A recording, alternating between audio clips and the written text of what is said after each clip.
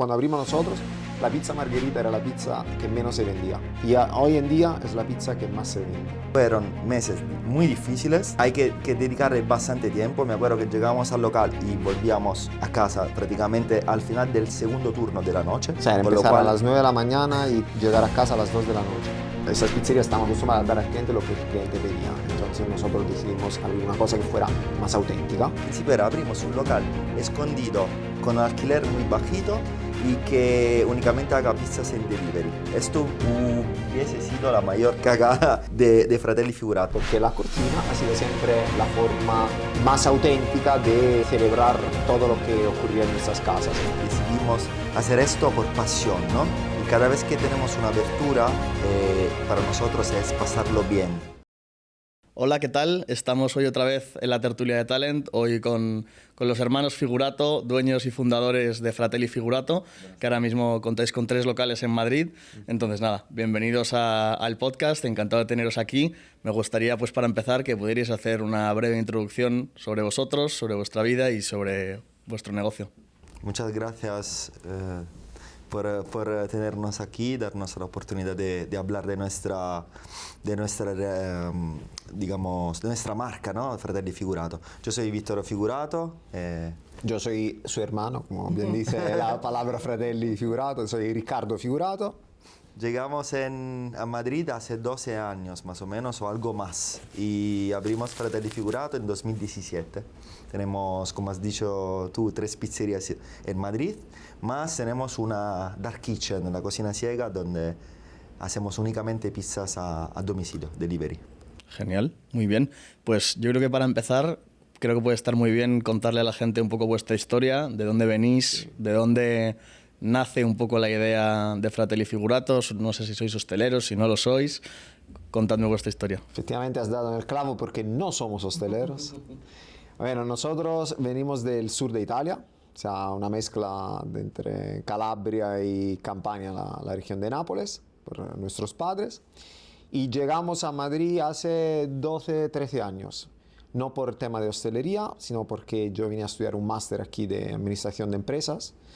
Vittorio estaba trabajando en Londres en aquel momento en marketing, vino a verme a Madrid, no conocía Madrid, le encantó Madrid y dijo quiero venirme a vivir a Madrid y se vino a vivir a Madrid. Seguimos un poco con yo empecé a trabajar también aquí en marketing y en 2017 dejamos todo y decidimos abrir Fratelli Figurato. ¿Por qué? Porque nos apetecía hacer algo juntos, algo emprendedor y... En la cocina. En la cocina, porque la cocina ha sido siempre la forma más auténtica de celebrar todo lo que ocurría en nuestras casas. Entonces lo tenemos muy integrado, es nuestra pasión, es lo que nos mueve cuando hacemos viajes, cualquier cosa, siempre alrededor de la cocina. Y ahí nace Fratelli Figurato, un proyecto personal alrededor de eso, de la cocina. Qué bueno, oye, pues muy chulo ese punto, me encanta. También algo que me parece muy interesante es que de los 3 locales que tenéis, los 3 son conceptos distintos. Es verdad que la pizza, digamos que gira en torno a ambos 3, pero me gustaría que contaseis un poco cuáles son esas pequeñas diferencias que tiene cada uno y el por qué también elegís darle ese toque especial a cada una de las ubicaciones que tenéis. Efectivamente, cada uno es diferente por un tema principal. Como decía Ricardo, nosotros decidimos hacer esto por pasión, ¿no? Y cada vez que tenemos una abertura, para nosotros es pasarlo bien. Y nuestro objetivo en general es lo de llevar a Madrid nuestro recuerdo de comida, ¿no? Y la gastronomía del centro-sur Italia, que es la parte geográfica a la cual nosotros nos hacemos, está hecha por diferentes aspectos, ¿no? Que no todos están conocidos en España. Entonces nosotros arrancamos con el primer local 2017, pizzería, donde nuestro objetivo es llevar la experiencia de una pizzería pequeñita del barrio de Nápoles, ¿no? Donde únicamente se hace pizza, donde bajas desde tu casa para recogerla y comerla en tu casa. De hecho, por ejemplo, en ese local no tenemos entrantes, solo es pizza, un servicio rápido, informal. Bueno, todos son servicios muy informal. Sí. Te tienes que sentir muy cómodo, muy en casa, muy lo que decía Víctor, ¿no? En un local del barrio. Entonces la pizzería es esto, pizza tenemos unos postres, 3 postres que elaboramos nosotros, y punto. Y así, o sea, y esto es. Y esto ha sido un poquito el objetivo, ¿no?, del primer local. Segundo local, Trattoria Popolare, decidimos abarcar otro aspecto de la gastronomía del sur de Italia, que es lo de la trattoria, donde muchas veces encuentras la pasta fresca hecha en casa, ¿no?, por la gente que trabaja ahí, la pizza, en este caso pizza napolitana, que es la nuestra, tienes entrantes, es un tipo de experiencia diferente. Y también si entras en nuestro local, son diferentes entre ellos. Y la última apertura, que es la de la friggitoria. ¿Por qué esto? Porque hay otro aspecto gastronómico, otro recuerdo, ¿no?, porque al final son recuerdos los nuestros, es lo de la fritura. Y Nápoles, si te fijas, es que hay una parte importante que es el street food napolitano, que está hecho de fritura. Entonces los arancini, el croquet di patate, son todos productos que están tan presentes en la cultura gastronómica del centro-sur Italia que nosotros queríamos, digamos, incluirlos y hablar de ellos. Y por esto que la última apertura es otro concepto, siempre pizza napolitana, pero también este aspecto de la fritura que es tan importante en Nápoles. Qué bueno. Y ahí, por ejemplo, cuando abrís este primer local, entendido toda la parte de la pasión, de que al final es básicamente vuestras raíces, ¿no?, y a donde queréis volver, ¿cómo estaba el mercado en ese momento, digamos, de la cocina italiana o de la pizza napolitana, ¿no?, que es 2017, estáis diciendo?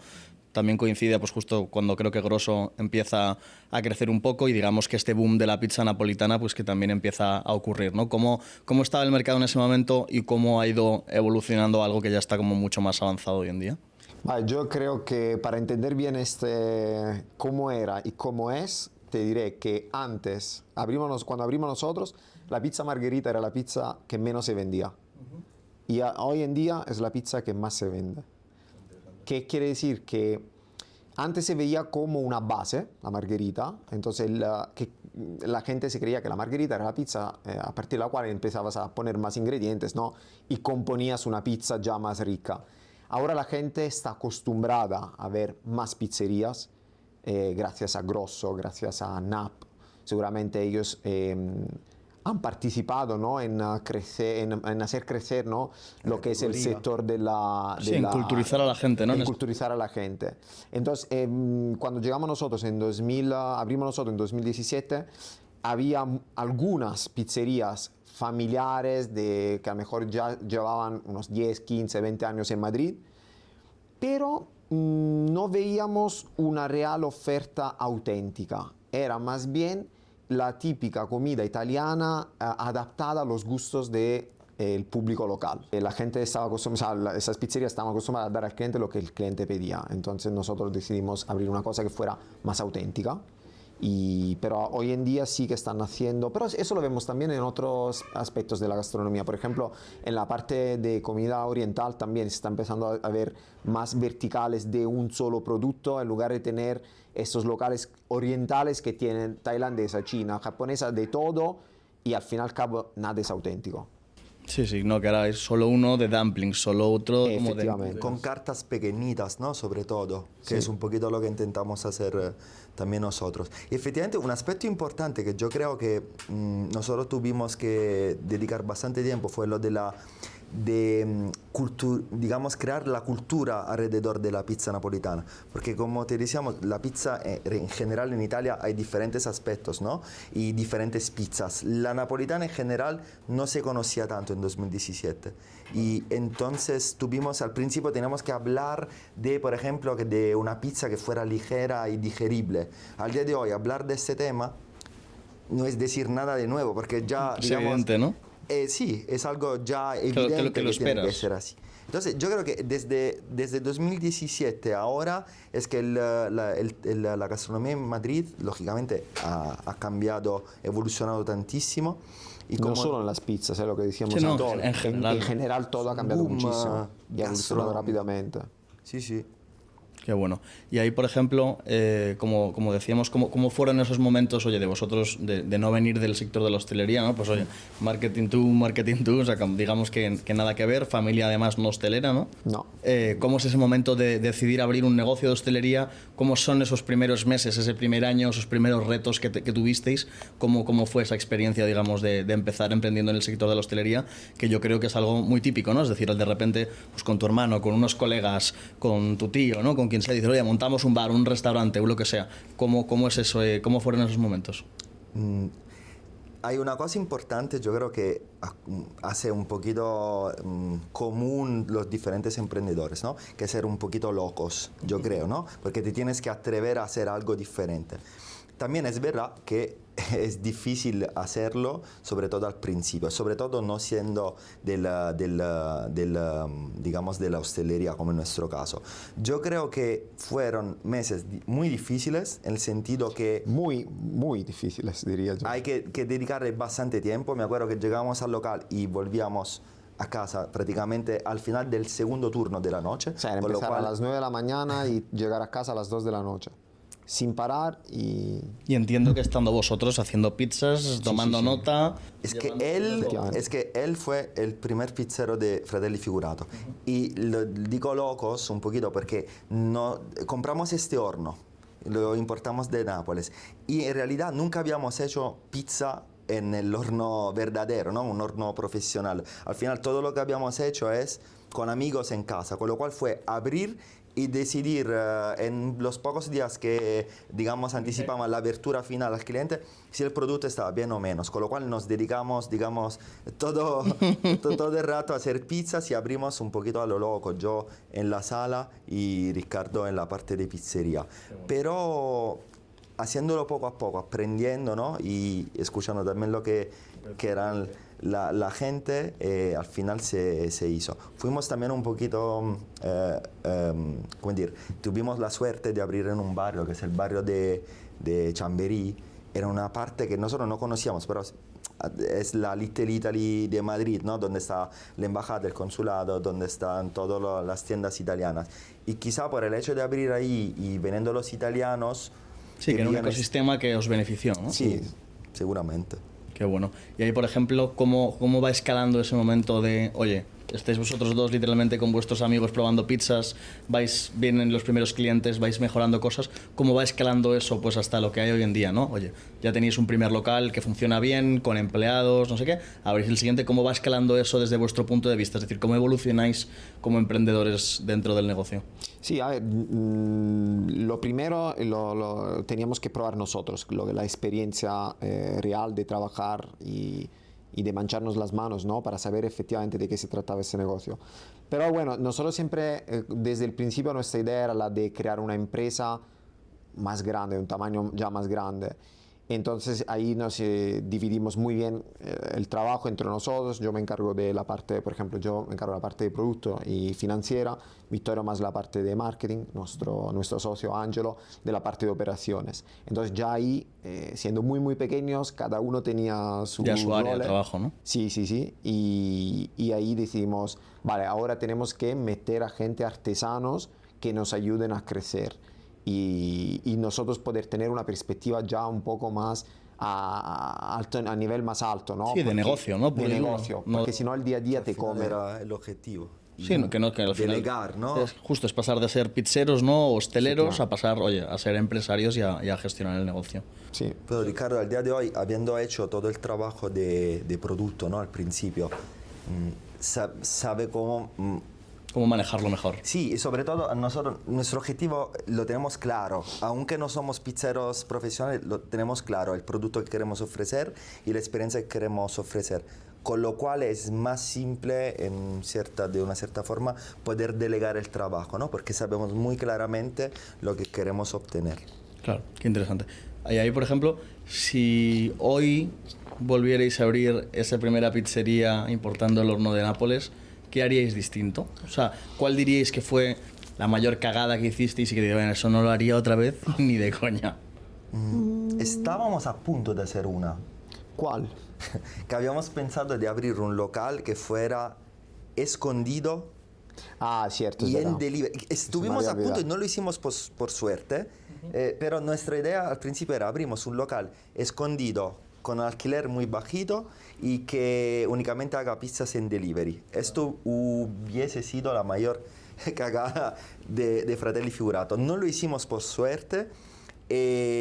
Por suerte encontramos ese local que nos enamoró, y que con esas paredes de ladrillo que nos gustaba mucho, nos enamoró el local y nos lanzamos con ese local. Y quizás eso hubiese sido La mayor... bueno, el único, porque se hubiera terminado ahí la experiencia, yo creo. No hubiera dado tiempo a más, ¿no? No, porque claro, tú abres una marca de delivery, pero si no tienes una imagen real, verdadera, no hay caras, personas detrás, ¿cómo la gente va a comprar a delivery si por no lo te menos conoce? como nosotros podríamos Bueno, hacer, efectivamente, porque sí. después hay otros modelos de negocio que nacen Ya por- digitales y funcionan perfectamente, ¿no? Vicio, por ejemplo, que ha ido Es el al mayor revés, ejemplo. ¿no? Pero, Sí, pero bueno, lo- nuestra marca también es muy personal. Al llevar nuestro nombre, nuestro apellido, ¿no?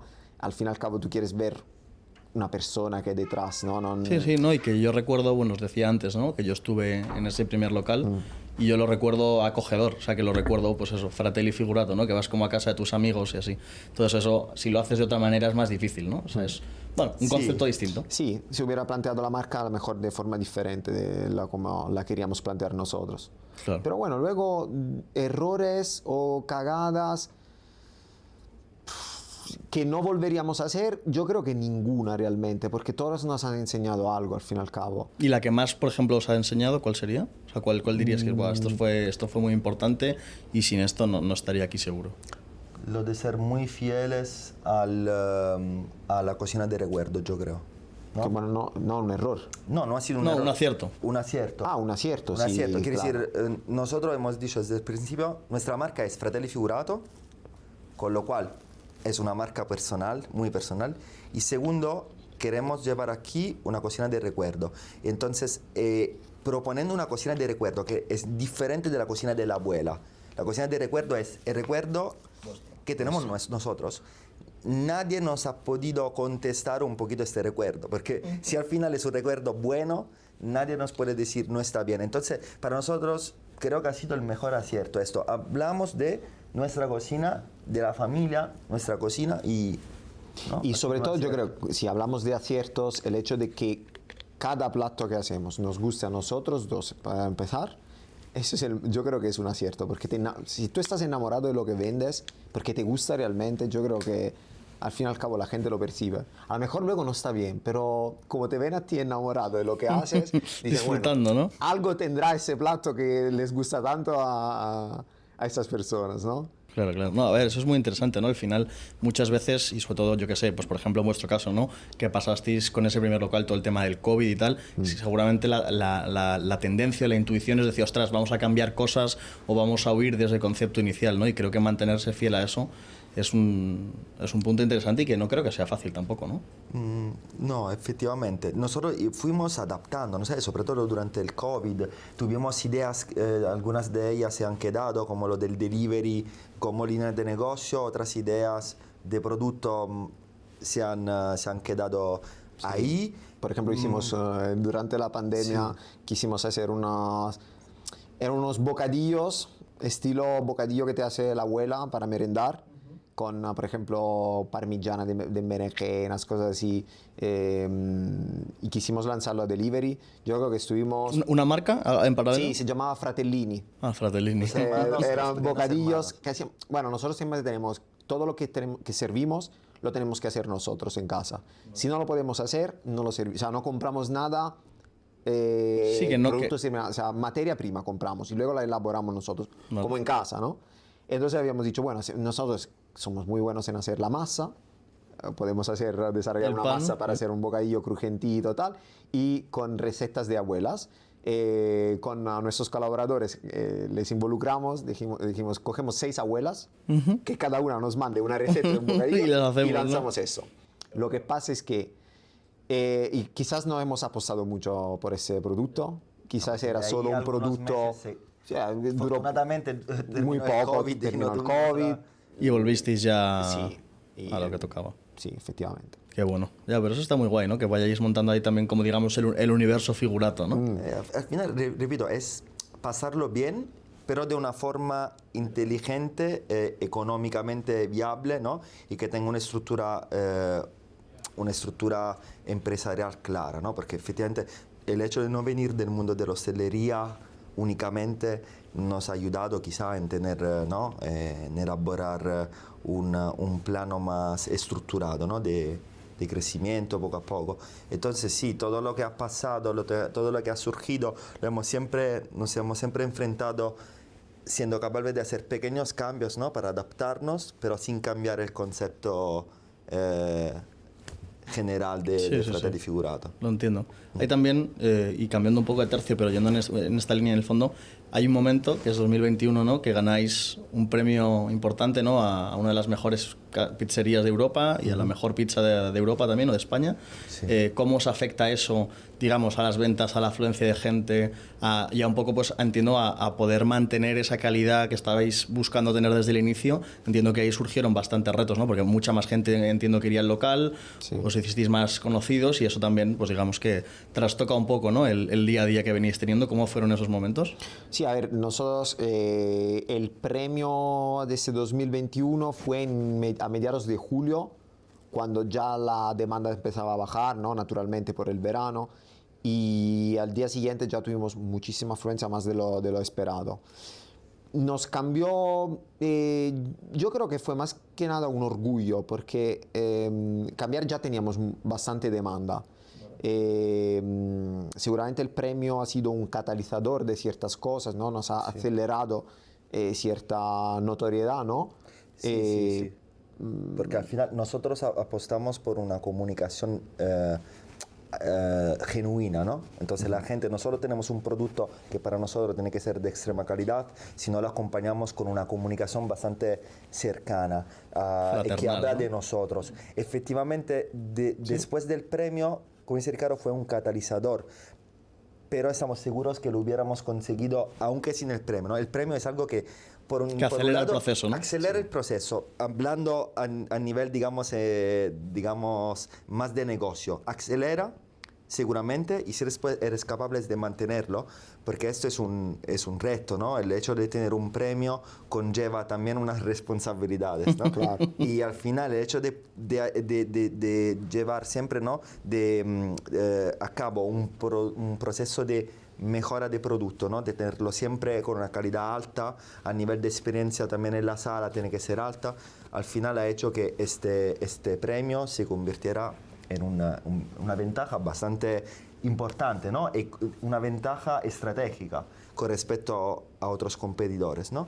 Y tuvimos que mantener este empujón dado del premio hasta ahora. Hasta ahora. Claro, ahí entiendo también, ¿no?, que cuando de repente ese acelerador, digamos, de llegar al punto en el que estáis ahora, entiendo que ahí el mayor reto que hay en el fondo es operativo, ¿no? Es decir, es de mantener la calidad del servicio, mantener esa calidad del producto, de producción y tal. Para vosotros, ¿cuáles son las claves para que justo en ese proceso de aceleración os permitió, digamos, seguir firmes? Porque justo hace unas semanas vinieron aquí los chicos de Junk, los de las hamburguesas, que también justo tuvieron un premio en el sector de la burger, y dijeron, tío, es que estuvimos sin reservas no sé cuántos meses, el local era una locura, o sea, como que lo vieron como obviamente algo bueno, ¿no?, porque al final les ayudó, pero con mucha locura, ¿no? Para vosotros, ¿cuál fue la clave o las buenas decisiones que tomasteis en base a, oye, mantener esa operativa bien montada?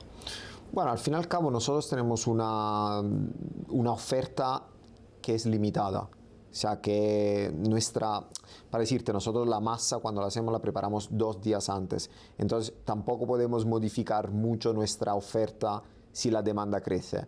Digamos, nos lo tomamos como una filosofía de nosotros llegamos hasta donde podemos llegar.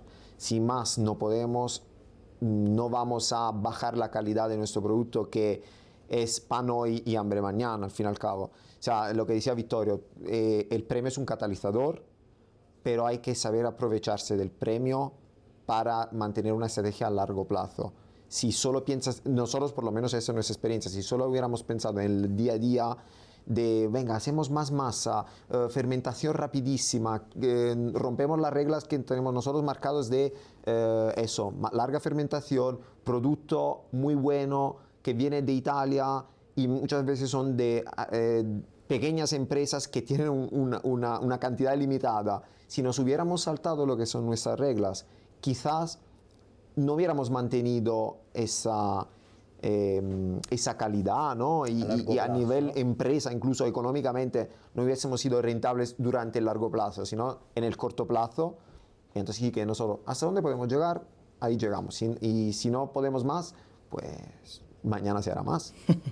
Ahora mismo, ¿qué ticket medio tenéis, por ejemplo? Te diría, haciendo una media de los 3 locales, unos 21 euros, 21, 22 euros. Sí, que no es un ticket medio alto. No, el producto de verdad tiene una calidad muy alta, como lo dice Ricardo. Vamos a buscar de verdad ingredientes de calidad y al final no nos posicionamos entre un precio gourmet. Al final somos y seremos siempre una pizzería de barrio y popular, ¿no? Al final hay que encontrar un compromiso. Nuestro objetivo es llevar la máxima calidad, sí. Y la máxima calidad te la tienen que reconocer y yo creo que no se la reconocen y la tienen que asumir a nivel de Hay que remunerarla. Hay que remunerarla. Tanto al artesano que la hace como a la calidad del producto. Al fin y al cabo, por ejemplo, en Nápoles las pizzas, las margaritas antes costaban 3,50, 4, 5. Es decir, llega un momento en el que o nosotros no somos buenos emprendedores, pero no somos capaces de mantener, de tener esos precios. Bueno, pero eso ya tampoco lo marca casi también el mercado, ¿no? Ya cuántos venden el tomate, ¿no? Al final claro. Lo imposibilita un poco. O sea, nosotros, al fin y al cabo, nosotros tenemos artesanos, verdaderos artesanos en hacer la pizza, en hacer la pasta, en todo eso. Y luego, si le añadimos una materia prima que tiene que ser buena, eso cuesta. Nosotros tenemos que aplicarle el margen de ganancia nuestro, que al fin y al cabo, sí, la pasión, pero también es cierto que es un proyecto empresarial y el precio se ajusta un poco a esa remuneración de tanto del capital humano como a eso de la materia prima. Claro, eso también os quería preguntar. Entiendo que, como estás diciendo, ¿no? Todo el tema de que la gente que trabaja con vosotros son artesanos del producto. ¿Eso es difícil encontrar gente que quiera trabajar o que tenga el conocimiento que vosotros necesitáis? Te diría que si entiendes, por lo menos nosotros tenemos una filosofía, el mundo de la hostelería tiene que dejar de ser el mundo de la hostelería clásica, ¿no? Clásico, ¿no? Donde la gente echa ahí muchísimas horas y ¿por qué? Por el simple hecho de ser en el mundo de la hostelería. No. Se puede dar un cambio a esto y seguramente nosotros lo hemos visto. Desde el principio hemos entendido esto como el factor humano al final es fundamental, ¿no? Al final una idea que es nuestra idea no podría ser una empresa si no hubiera todo el equipo, ¿no? Detrás. Y nosotros tenemos por un lado un objetivo importante, que quien trabaja con nosotros, sobre todo en la sala y en la parte de cocina, tiene que ser italiano. Por una razón, porque nuestra cocina es una cocina de recuerdo y tienes que entenderla, tienes que haberla vivida, ¿no? Y esto ya conlleva una dificultad. Una barrera. Una barrera más, porque tenemos que ir a hablar a la gente que es italiana, ¿no? Por lo menos para estos roles importantes. Pero al final lo que hemos aprendido es que si se remunera bien esto, si se le ofrece una calidad de vida que al final es importante, es fundamental, ¿no? Que es lo que la mezcla entre el trabajo y la vida personal, la conciliación familiar tiene que ser importantísimo. Es la clave. Nosotros y lo vemos también con otras empresas, al fin y al cabo la empresa que consigue la buena conciliación familiar, yo creo que consigue una buena clave de retención del talento, al fin y al cabo. Totalmente, bueno, y si eso está vinculado a unas buenas condiciones, pues... Sí, que no son, repito, solamente económicas, ¿no? Sí, no, al que final, todos nosotros, si ves todo lo que ha pasado con el COVID y el empezar a trabajar desde casa y el hecho que la gente valore mucho más poder trabajar desde casa o tener un horario flexible más que un sueldo más alto, te deja entender por qué antes había el problema en la hostelería, ¿no? O sigue habiendo este problema en la hostelería, que la gente dice, es difícil encontrar gente que quiera trabajar conmigo en el...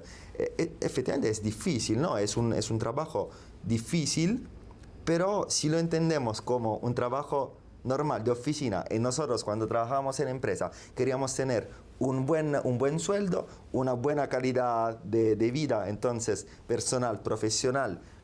Al final, si lo entiendes de esta forma, das un cambio, ¿no? Y yo creo que sobre todo lo que nosotros ofrecemos a nuestros colaboradores es una flexibilidad como personas. Al fin y al cabo somos un grupo de personas y ellos nos reconocen la capacidad de entender sus problemas, sus dificultades, sus necesidades sobre todo. ¿Cuánta gente sois ya? 65 personas. Sí, que ya eso empieza a ser un número interesante. Sí, por lo menos para nosotros que empezamos nosotros Sí, tres, totalmente. digamos, con Angelo, sí, es bastante, pero poco a poco, ¿no? Poco a poco Claro. se... Por ejemplo, bueno, todo el tema de los empleados, ¿no? Oye, de los trabajadores, es como seguramente el tema de lo que el hostelero o el empresario de la hostelería más se queja, ¿no? De, oye, no consigo gente, lo que tú estabas diciendo, Vittorio. Además de esto, en vuestra experiencia o en el momento vital en el que estáis ahora, ¿cuáles son los retos más importantes que tenéis ahora mismo encima de la mesa? A nivel de negocio, operativa, un poco, en ese sentido. Bueno, yo diría el mío después. Venga, Yo te creo- dejo el paso. Pasa. Te dejo el paso. Digo. No, pero además es un tema bastante actual para nosotros. Cuando llegas a este punto, digamos, en el cual no eres pequeñísimo, pero tampoco eres grande, estás ahí, la barrera creo más grande es cómo conseguir que la idea que nosotros tenemos de cocina de recuerdo a nivel emprendedores, cómo transferirlo a la gente que trabaja contigo. El reto es esto, porque al final si hubiéramos únicamente una empresa que lleváramos Ricardo, yo, Angelo, y la empresa fuera de 3 personas sería mucho más simple. No, somos 65 y probablemente seremos más. Entonces nuestra challenge mayor va a ser lo de cómo hacer que esta gente que ya somos 65 digamos, Se sienta parte. parte, Se ¿no? sienta un Tenga los fratelli mismos figurato. valores, efectivamente, ¿no? Al final es esto. Yo creo que somos una empresa de gente y va a ser el mayor reto que tendremos y tenemos actualmente. No. Y ahí, por ejemplo, más relacionado en términos de negocio, hablábamos antes un poco fuera de cámaras, ¿hacia dónde queréis llevar vosotros la marca? O sea, digamos, ¿cuál es vuestro objetivo? ¿A dónde queréis llegar? ¿Cuál es vuestro sueño? A ver, a nivel más tema económico, la verdad es que no tenemos marcados unos objetivos. Antes hablábamos, por ejemplo, de facturación, tal, pero no tenemos un objetivo como tal de ser un grupo o tener X locales en X tiempo.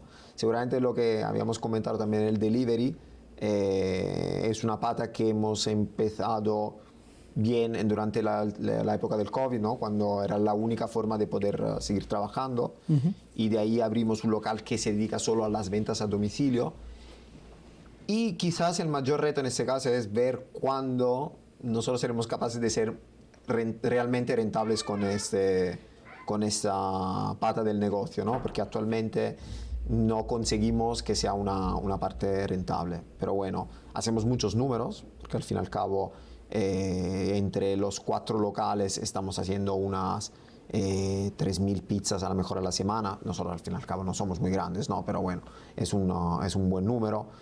Quizás representan incluso el 40% de nuestras pizzas. Entonces, pero bueno, al fin y al cabo, por las comisiones, por varias cosas, no conseguimos todavía una rentabilidad que nos permita decir, sí, efectivamente es una pata muy importante en nuestro negocio. Lo es, pero a nivel de rentabilidad no. Eso me parece también un punto muy interesante, ¿no? Cuando, por ejemplo, vosotros que habéis abierto el último local, eso, antes de verano, o prácticamente iniciando el verano, ¿cuándo y por qué determináis que esa apertura ha sido un éxito? Es decir, ¿qué números tiene que llevar el local? No sé, qué porcentaje de EBITDA, qué ventas mensuales, qué cantidad de pizzas, no sé. ¿Cómo medís si esa apertura ha sido un éxito o no y cómo lo medís, básicamente?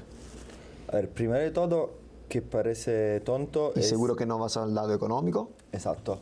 Y no, ahí- no es el lado económico, Vale. Efectivamente. porque nuestro objetivo es que sea un local que en 20 años nuestros hijos podrían acudir, ¿no? Aún podrían ir a Entonces, seguramente no es únicamente económico, pero lo primero que miramos es la marca y efectivamente la experiencia que tiene el cliente en nuestro local. Vale. Para decir es un éxito es el concepto que hemos ofrecido, que es pizza con fritura, en este entorno, con digamos, con este servicio de sala, ¿funciona o no?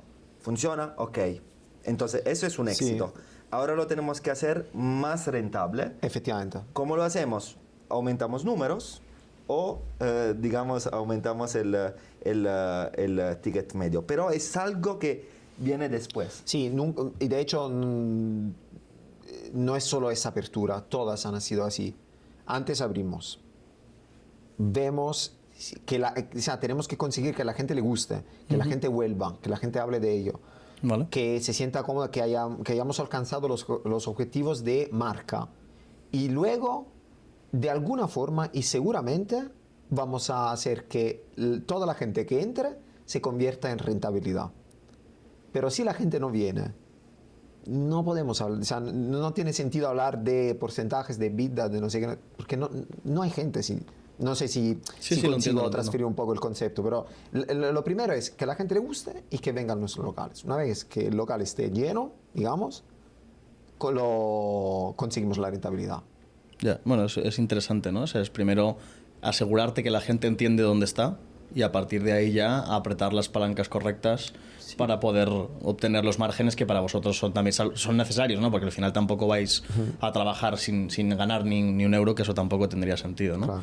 Quizás nuestra forma de verlo es poco académica, poco convencional, pero muchas veces las cosas son más sencillas de lo que parecen o lo que uno puede estudiar en un libro o lo que sea, porque Al final es eso. Si tú consigues, ¿no? Imagínate, talent class como vosotros, si consigues hacer un contenido de calidad como hacéis vosotros y que la gente os visite, al final de alguna forma lo vas a rentabilizar esto. Lo puedes hacer con cursos, lo puedes hacer abriendo un restaurante como nuestro caso, pero de alguna forma vas a encontrar un modelo económico que sea rentable. Ahí tienes que ser capaz, ¿no? de hacerlo realidad. Pero como dice Ricardo, nuestra métrica para decir que un local funcione es una métrica calitativa. Sí. Que la gente repita, y eso nos lo dicen no solo los números de reservas, pero también la gente que trabaja ahí como director o directora, y entonces que ven la gente que vuelve, que le empieza a llamar por nombre. Si esto está hecho, ha sido un éxito. Ahora pasamos a ver cómo hacerlo más rentable, que es la fase en la cual estamos nosotros. sí, ¿no? a ver, de todas formas, nosotros antes de abrir los locales, hicimos nuestro business case, o sea, sabemos cuánta gente tiene que entrar para ser rentables, cuáles tienen que ser los costes. Sí, que lo tenéis diseñado. Sí, ese plan. sí, eso sí, o sea, sabemos cuál es nuestro break-even, a partir de qué punto empezamos a ganar dinero, eso lo tenemos todo calculado, pero al fin y al cabo lo que dice Vittorio, los primeros meses se llena el local y que la gente esté cómoda, y después alcanzamos los objetivos Sí, que en el fondo es como ese concepto prácticamente como de comunidad, de familia, ¿no? Es decir, que la gente va, empatiza con vosotros y gracias a esa empatía que le genera el equipo, el local, la comida, vuelve y a partir de ahí ya apretáis. Exacto. Que luego, al fin y al cabo, si lo piensas, ahora estaba reflexionando, muchas empresas grandes han empezado con estrategias muy agresivas en nivel de ofertas, perdiendo dinero y después, una vez que haya alcanzado ciertos objetivos, por ejemplo, Uber cuando empezó, o Ryanair. Sí, no, bueno, incluso o Vicio sin ir más lejos. Al final, oye, con rondas de inversión, tal, no sé qué, pues al final, oye, es básicamente el modelo de crecimiento que tú quieras buscar. Sí, sí. Y en vuestro caso, por ejemplo, esto al final va casi un poco, digamos, no va en contra, ¿no? Pero que como que dificulta una expansión rápida, ¿no? Es decir, tener muchos locales de repente o ser una marca muy grande. Entiendo que no es lo que queréis actualmente, ¿no? O sea, que ahora mismo estáis tranquilos como estáis y vais creciendo poco a poco. ¿Con cuántos locales os gustaría tener? ¿Tenéis ahí una cifra en la cabeza? Sí, no es una cifra. Es tantos locales cuantos nos los seguiremos pasando bien. ¿No? Sí. Quiere decir, cada abertura que nosotros hacemos digamos, está hecha porque lo queremos disfrutar la misma abertura y tenemos algo nuevo que contar, ¿no? Entonces, hasta este momento, con 3 locales y 1 en delivery, no hemos replicado concepto. Y yo creo que hasta hacer otras aberturas, no vamos a replicar concepto, ¿no? Vale. Entonces, de momento estamos, quiero decir, estamos... Sí, siempre y cuando sea interesante para nuestros clientes, podríamos abrir un local. Y siempre y cuando para nosotros sea Divertido. divertido. Porque al fin y al cabo todo es un círculo. Si lo pasamos bien nosotros, conseguimos transmitirlo a nuestros colaboradores, que luego lo transmitirán al cliente, el cliente lo transmitirá a sus amigos, a su familia, que luego volverán al local. O sea, al fin y al cabo se cierra un círculo. Ya. Si nosotros, lo que decíamos antes, no somos los primeros enamorados de lo que hacemos, eso se va a transmitir de una forma muy U otra al cliente al final. Sí. ¿no? Ya, y por ir cerrando, digamos, tenéis concepto de solo pizzería, de pasta y pizza, todo el rollo de la fritura. ¿Qué más opciones hay? Hay otro O aspecto a lo mejor es gastronómico. secreto. Al final hay muchos aspectos, como decíamos antes, ¿no? Hay muchos aspectos de la gastronomía del sur de Italia que nos fascinan. Hay otro concepto, por ejemplo, que es lo de la rosticcería. Ahora, por decir uno, ¿no? Que es el típico... Es el street, sí, street es el food, lo que local. abarca... Ni siquiera hay una traducción realmente. Ok. Porque son locales muy pequeñitos que son para la venta. La gente pasa, lo coge y se lo lleva, o sea, street food, muy desarrollado en el sur de Italia, básicamente. Y eso podría ser una cosa que siempre nos ha gustado, realmente. Siempre nos ha gustado esa Sí, parte. sí, sí. Pero bueno, de momento estamos en otras cosas, pero esto sí podría ser Qué bueno. el Las street ideas food. surgen a veces cuando hacemos viajes, ¿no? Ah, bueno, Claro. eso es otro Hacemos también. un viaje, nos damos cuenta de algo que no hemos contado aún o que nos gustaría, que nos fascina, como el tema de la fritura, como ha sido ahora, ¿no? Hemos ido a Nápoles varias veces, creo hace un par de años fuimos ahí y dijimos, oye, que Nápoles también huele a fritura, ¿no? Y hay un aspecto gastronómico importante. No, nos gusta este concepto, vamos a por ello. Y entonces de ahí viajamos un poquito, miramos conceptos, pero al final está todo hecho con pasión, como decía antes Ricardo. Qué bueno. Pues oye, chicos, ha sido un gusto completo teneros aquí. Me ha gustado mucho vuestra historia y sobre todo estos apuntes finales creo que han estado muy bien. Una visión distinta, ¿no? A lo mejor por lo que tú decías antes, hay gente que simplemente se obsesiona con el número y va a saco, y creo que es un punto de vista muy interesante y que seguramente también pues mucha gente pueda tomar inspiración de vosotros, de lo que estáis haciendo y básicamente contribuyendo a que la hostelería pues sea un lugar mejor. Así que encantados de teneros aquí. Muchas gracias. Gracias por invitarnos y gracias por ese tiempo.